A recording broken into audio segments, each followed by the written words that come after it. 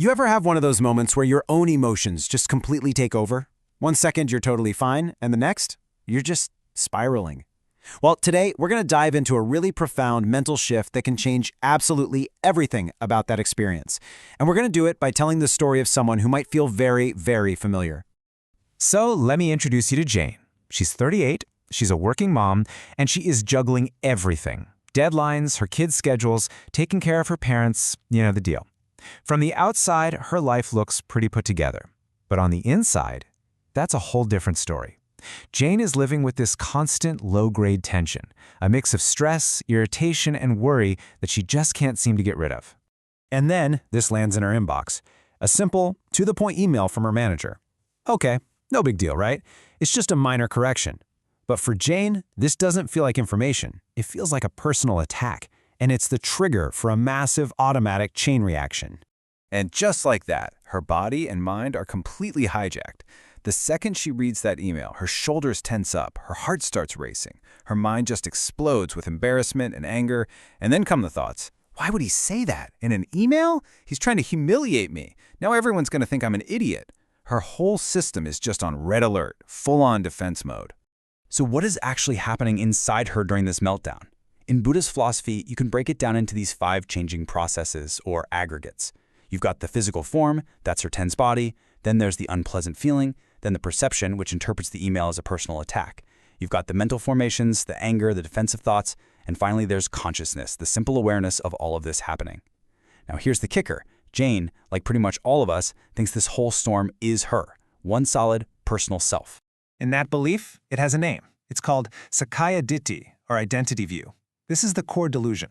It's the mistaken idea that this constantly shifting flow of body and mind is some permanent, real me that exists on its own. And this is the root of the whole problem. Because we believe in this solid self, our entire life basically becomes this project of protecting it, satisfying it, and defending it at all costs. When this self feels threatened, we lash out in anger. When it wants something, we get consumed by greed. It's the fuel for all of our most powerful and, honestly, most destructive emotions.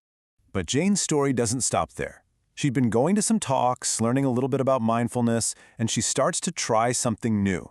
Instead of just getting swept away by the storm of her reactions, she starts to just observe them. And this, right here, is the turning point. So the next time something small irritates her at work, she actually pauses. She feels her heart start to race, she sees the angry thoughts starting to bubble up, and she asks herself this incredibly powerful question. Hold on a second. Where is this Jane that's being attacked? Can I actually find it? And she looks really, really carefully inside. And you know what she finds? Nothing. Nothing solid anyway. She sees that her body is just a bunch of elements. There's warmth, there's tension, there's movement. She sees that thoughts and feelings are just like clouds passing in the sky. They show up, they hang around for a bit, and then they disappear. There's no permanent boss, no little me sitting in a control room running the show. And in that moment of seeing things with such clarity, poof, the whole illusion just shatters. The mistaken identity view, that Sakkāyadiṭṭhi that has been running her entire life, is completely and permanently destroyed. This table just shows the change so perfectly. It's the exact same event, a critical email. Before her big insight, her inner monologue was all, he humiliated me, I have to fight back.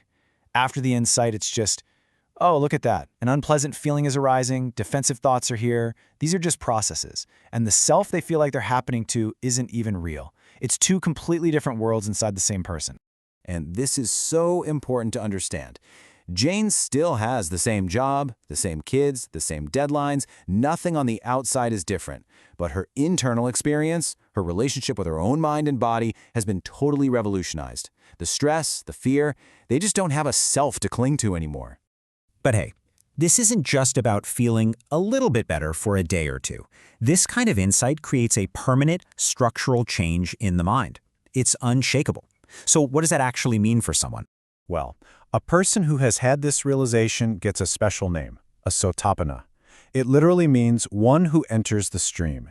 They've stepped into a path that cannot be reversed, a stream that only flows in one direction, straight toward complete liberation. This isn't a mood, it's a fundamental rewiring of the mind. So, does this mean Jane never gets angry again? Not quite. But the negative emotions that are left over are like a bomb that's had its explosive core ripped out. The outer casing of anger might still show up, but that explosive, destructive fuel of me and mine is gone. It just can't do the same kind of damage. Or here's another great way to think about it. The anger is like a snake that's had its venom removed. It might still look like a snake, it might even hiss a little, but its ability to inject that deep, poisonous harm is gone. Forever. So why is this such a huge deal? Well, because once that root delusion of a self is gone, the mind simply can't generate the kind of intense, harmful energy that leads to real suffering.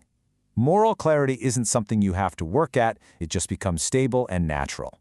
And it literally becomes impossible for the mind to get stuck in the most painful states of being. And this change is permanent. The mind is now like a river that's found its direct path to the ocean. It can't flow backward. It can't go upstream into that old state of deep confusion and delusion. The course is set. So we'll leave you with a question to carry with you. The next time you feel that flash of anger, or that wave of worry, or that urge to defend yourself, what if you just paused, like Jane did? What if you looked really closely and asked yourself, is this reaction a solid me, or is it just ownerless processes simply in motion?